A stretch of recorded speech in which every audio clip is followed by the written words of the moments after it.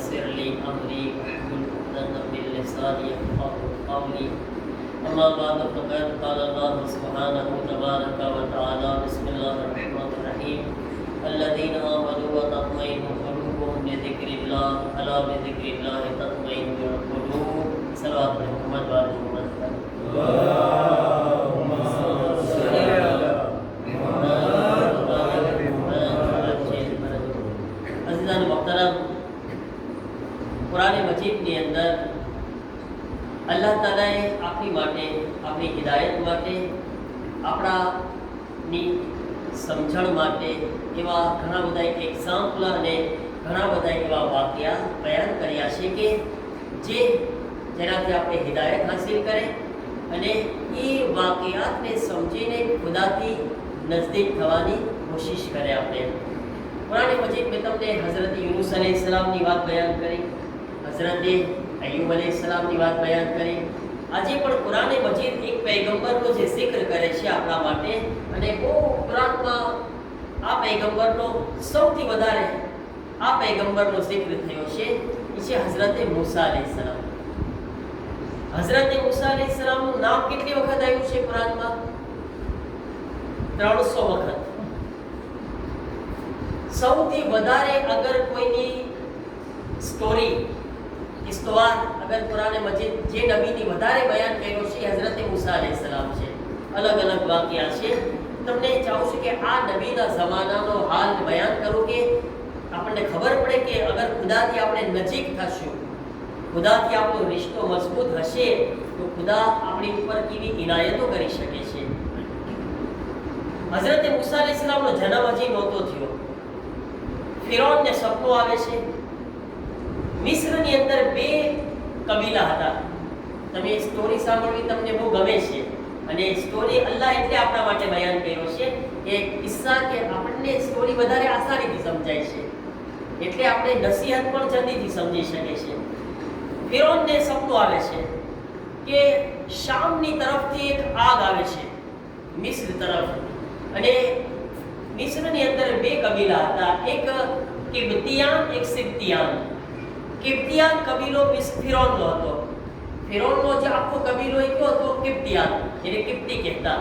અને બની ઇસ્રાઈલ જે હતા, હઝરત મૂસા अलैहिस्सलाम જે ફેમિલીમાંથી હતા, એ બધા સિબ્તિયાન હતા. એણે સપનું શું જોયું કે શામની પાસેથી એક આગ આવે છે.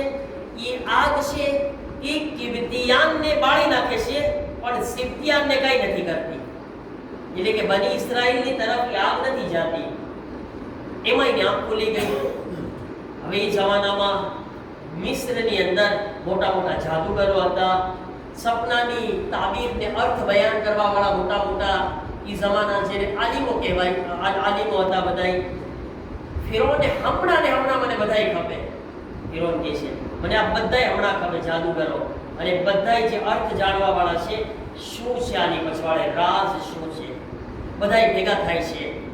જાદુગરો અને સપનાના તાબીર કહેવાવાળા બધાય આવે છે.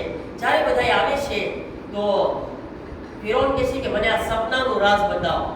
એટલે આ બધાય જે જાણકાર લોકો હતા એણે કહી દીધું કે નજીકમાં આ કોમની અંદર, એટલે કે સિબ્તિયાનમાં જેની તરફ આગ નહોતી ગઈ, એના અંદર એક એવા બાળકનો જન્મ થશે જે આપણા પૂરા કબીલાને, તારી પૂરી હુકુમતને ખાતમો કરી નાખશે.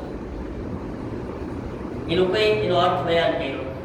એક એવું બાળક આવશે, તને ખતમ કરશે, તારી હુકુમતને ખતમ કરશે. ફિરૌને 2 હુકમ જાહેર કર્યા.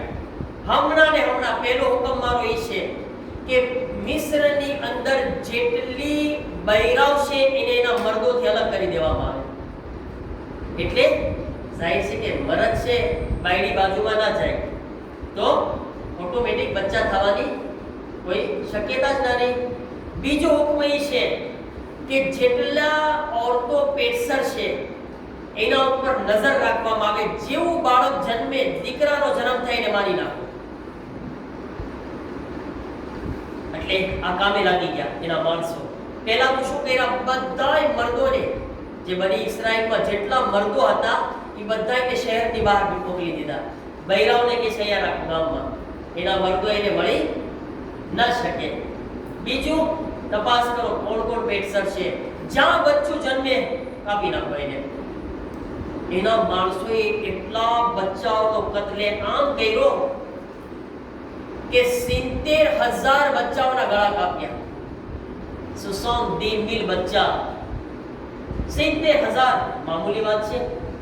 એટલે સુધી કે ખુદ એના બાજુમાં રહેવા વાળા લોકો આવ્યા અને કીધું, ફિરૌન, આ જે આડેધડ બચ્ચાઓનો કત્લેઆમ કરો છો ને, તને ખબર છે આપણે તો બધાય રાજા મહારાજા મોટા માણસો, આપણી ખિદમત જે આપણે કરવા વાળા છે ને ગુલામ, એ લોકોના બચ્ચા છે. હવે એ લોકોના બચ્ચા તો ખતમ થાય છે, ડોસા બાપા આપણી શું ખિદમત કરશે? એના બચ્ચા જવાન થશે તો આપણી ગુલામી કરશે ને, અને તું કેશો મારી નાખો બધાયને. તો હવે શું કરશું આપણે? તો ફિરૌને હુકમ બદલાયો કે છે 1 વર્ષ બચ્ચાઓને મારો, 1 વર્ષ ના મારો. 1 વર્ષમાં બચ્ચા જન્મે આ વર્ષે બધાય જીવતા, એના પછીના વર્ષે બધાય બચ્ચાઓને કત્લ કરી નાખો. એ હુકમ આવ્યો. હવે એમાં એવું થયું કે ઈ વર્ષ જેમાં ખાલી હતું, બચ્ચાઓને મારવાના નહોતા, એમાં જે છે હઝરતે મૂસાના કુઝેન હઝરતે હારૂન પૈગંબરનો જન્મ થાય છે. એટલે એ જન્મી ગયા. હારૂન પહેલા જન્મ્યા, એટલે એને તો મરવાના કોઈ ચાન્સ નહોતા. જો મસલિયાત છે બધી. હારૂન આગળ હઝરતે મૂસાને બહુ કામ લાગ્યા છે. પછી હવે બીજો જે વખત આવે છે ને, બીજો સાલ જેમાં હઝરતે મૂસાનો જન્મ થવાનો હતો, એ બચ્ચાઓના કત્લનો વર્ષ હતો. હવે ખુદા શું કરે છે? જો ખુદા શું કરે છે, હઝરતે મૂસા અલૈહિસ્સલામ, પહેલા હઝરતે મૂસાનું જે એક સવાલ એ પણ છે ને કે હઝરતે મૂસા અલૈહિસ્સલામ છે, મરદો તો એની બૈરાઓથી અલગ હતી, તો ઈ પેટમાં રહ્યા કેમ? એ સવાલ છે. કારણ કે એમના પપ્પા જે હતા ને, એ ફિરૌનના દરબારમાં સિપાહી હતા, પોલીસ હતા, ચોકીદાર હતા. એટલે હવે એ તો શહેરની બહાર ગયા નહોતા, એટલે ચોકીદાર હતા. તો એમની બાઈ જે છે એમને મળવા માટે આવી, હઝરત મૂસાના મમ્મા. રાતનો ટાઈમ હતો, મળવા માટે આવ્યા, અને અહીંયા આગળ જે છે એમની મુલાકાતથી હઝરત મૂસા અલૈહિસ્સલામ પેટમાં આવી ગયા. હવે બધાય નથી, હઝરત મૂસા અલૈહિસ્સલામ પેટમાં છે. ઈ વર્ષ છે જેમાં ફિરૌન જે છે એ કત્લનો હુકમ જારી કર્યો છે, અને હઝરત મૂસા અલૈહિસ્સલામના જન્મનો ટાઈમ નજદીક આવે છે. હવે બચ્ચાને જણવા વાળી બાયુ છે ને, શું કહેવાય એને? જે બચ્ચાને જણવા વાળી હોય, સાઝવા, સાઝવા, ઈ હા સાઝવા જેવું બોલાય, બરાબર છે. તો હવે ઈ જે બધી કોણ હતી? ફિરૌનની બાયુ હતી બધી. તમે જો, ઈ ફિરૌને નક્કી કરેલી બાયુ જન્મ આપી શકે બચ્ચાઓને. હવે ઈ બાઈ જે છે એને હુકમ હતો કે જે બચ્ચાનો જન્મ થાય અમને ખબર આપવામાં આવે. હવે ખબર પડી કે હઝરતે મૂસા અલૈહિસ્સલામની માં પેટસર છે, બચ્ચાનો જન્મ નજીક છે. હવે ઈ બાઈ જે છે ઈ જાય છે હઝરતે મૂસા અલૈહિસ્સલામના ઘરે. હવે જેવો બચ્ચાનો જન્મ થયો, શું જોવે છે? એક ચાંદ જેવો ચહેરો છે, એક નૂરાની બચ્ચું જે છે દુનિયામાં આવે છે. હવે એના માટે હુકમ એ હતો કે એને જઈને ખબર આપવાની છે, એને કદો લેવાનો છે ફિરૌન પાસેથી. પણ અહીંયા આગળ જ્યારે ઈ બચ્ચાના ચહેરા ઉપર નજર પડે છે, અલ્લાહે એના દિલમાં બચ્ચાની મોહબ્બત નાખી દીધી. અને એટલી મોહબ્બત અલ્લાહે નાખી કે ઈ બાઈ કહે છે કે કંઈ પણ થશે, આ બચ્ચાને કત્લ થવાનું તો દૂર છે, આના બાલને પણ વાકો નહીં થવા દો. એવી અલ્લાહે મોહબ્બત નાખી હઝરત મૂસાની. હવે શું કરીશ તું? બારે બધાય જાસૂસો વાટ જોઈને ઊભા છે કે શું આવ્યું, દીકરો આવ્યો કે દીકરી? તો કહે છે કે બસ હું જોઉં છું. ઈ સાઝવા બારે આવે છે, અને બારે આવી એટલે બધાય પૂછે શું દીકરો છે કે દીકરી? તો કહે છે કે બસ કાંઈ નથી, ખૂન નીકળ્યું છે, ખાલી કાંઈ ઓલાદ થઈ જ નથી. ખોટું બોલી. આ લોકોએ યકીન ના કર્યું અને પરબારા જે છે અંદર હાઈલા ગયા બધાય. હઝરત મૂસાની બહેન કુલસુમ નામ છે, કુલસુમ વ્યાધિમાં જોવે છે બધાને આવતા, જલ્દીથી માં પાસે જાય છે. માં, એ લોકો અંદર આવે છે, બધાય પોલીસ વાળા અંદર આવે છે. હવે શું કરશું? હવે જો માં, અહીંયા આગળ જોઈએ, ખુદા ઉપર ભરોસો રાખવાનો છે. કોઈ પણ સખ્ત હાલાતમાંથી પસાર થાઓ, ભરોસો કોના ઉપર છે? અલ્લાહ ઉપર ભરોસો રાખો, ખુદાને સોંપી દો, ખુદાથી કનેક્શન રાખો. હઝરત મૂસા ખુદાને હવાલે કરે છે. હઝરત મૂસાની માં શું કરે છે? છોકરાને ક્યાં બચાવો? જલ્દીથી કપડામાં લપેટે છે. બાજુમાં એક તંદૂર જેમાં આપણે રોટલી બનાવે, તંદૂરની આગ છે. હઝરત મૂસાની માં ખુદાને હવાલે કરીને આગમાં નાખી દીધી. હઝરત મૂસાને તંદૂરમાં નાખી ફેંકી દીધા આગની અંદર. ઇન્સાફથી બતાવો, એ માનું દિલ કબૂલ કરી શકે? ન કરી શકે. પણ ઈ માએ કોના હવાલે કર્યો હતો એટલા માટે માનું દિલ કબૂલ કરી લીધું. કારણ કે એને ખુદાની ઝાત ઉપર ભરોસો હતો. એને ખુદાના હવાલે કર્યો છે, ખુદાને હવાલે કર્યો છે. આગની અંદર છે, માને ફિકર પણ નથી. હા, ફિકર એક હોય માના તौर પર, પણ એને એ પણ યકીન છે કે આ બચ્ચું ખુદાના હવાલે છે. એટલે થોડીક વાર થઈ બધાય તપાસ કર્યા. જાહેર છે કે આગમાં તો ના જોવા જાય ને, આગમાં ક્યાં જોવાના? ખબર છે કે બચ્ચું તો આગમાં પડી જાય. કહે છે કે ઈ જાસૂસો જ્યારે બારે નીકળી ગયા ને, હઝરત મૂસાની માં આરામથી આગ તરફ જાય છે. શું જોવે છે કે આગ સળગી રહી છે, મૂસા અંદર રમી રહ્યા છે.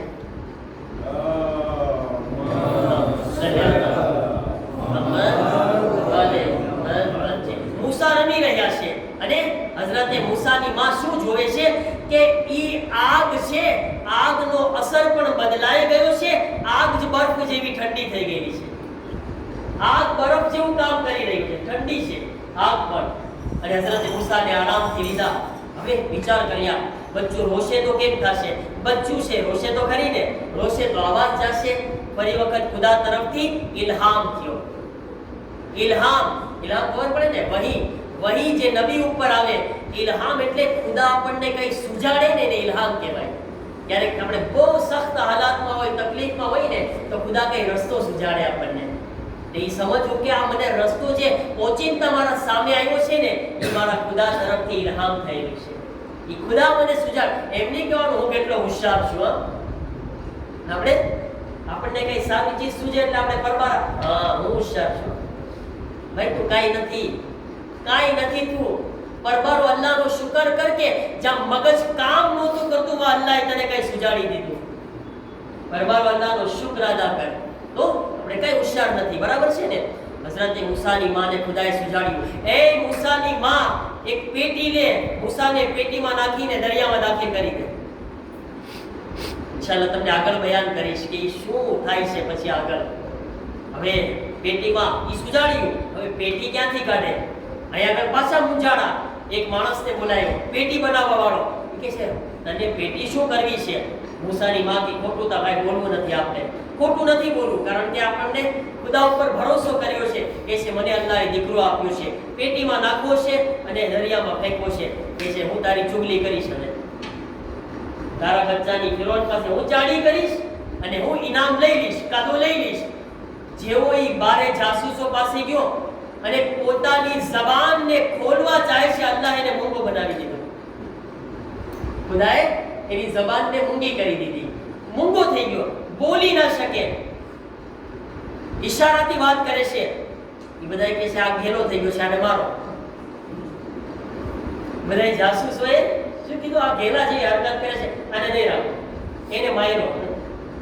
ચુગલી કરવા આવ્યો તો માર ખાધો. ઓલા બધા હાઈલા ગયા. પાછો બોલતો થયો, પાછો બોલવા ગયો. પાછો અલ્લાહે મૂંગો કરી દીધો. 3 વાર અલ્લાહે એને મૂંગો કરી દીધો. પછી સમજી ગયો કે આ કોઈ હિકમત છે આના પછવાડે. આ અલ્લાહ છે કે જે આ કરી રહ્યો છે. જઈને હઝરત મૂસાની માં પાસે માફી માંગે છે અને પેટી પણ બનાવે છે. એ છે આ બચ્ચાને જે છે કરજે કરું, આ પેટી તારા હવાલે. મારા અઝીઝો, અહીંયા તો એક વાત કરવા ચાહું છું. મને બતાવો આ તમામ જેટલા હાલાતમાંથી પસાર થયા. ફિરૌન નહોતો ચાહતો બચ્ચાનો જન્મ થાય, અલ્લાહ ચાહતો તો બચ્ચાનો જન્મ થાય. બચ્ચાનો જન્મ થયો. ફિરૌન 70,000 બાળકને કત્લ કરીને મૂસાને કત્લ કરાવવા ચાહતો હતો. બધાય બાળકને કત્લ કરી શક્યો. મૂસા જીવતા રહી ગયા. औरत જે છે ખુદ જન્મ આપે છે, ચાહતી હતી ચુગલી કરે. એને ચુગલી કરવાની બદલે એના દિલમાં મોહબ્બત રાખવા વાળો કોણ? ખુદા. કારણ કે ખુદા ઉપર ભરોસો કર્યો. એક ઇન્સાન જે ચાડી કરવા જઈ રહ્યો છે એને મૂંગો કરીને બચાવવા વાળો કોણ? खुदा मतलब अगर पूरी कायनात તમારા મુકાબલામાં ને વિરોધમાં આવીને ઊભો રહી જાય, અગર ખુદા તમારી સાથે છે, દુનિયાની કોઈ તાકાત તમને મિટાવી નથી શકતી.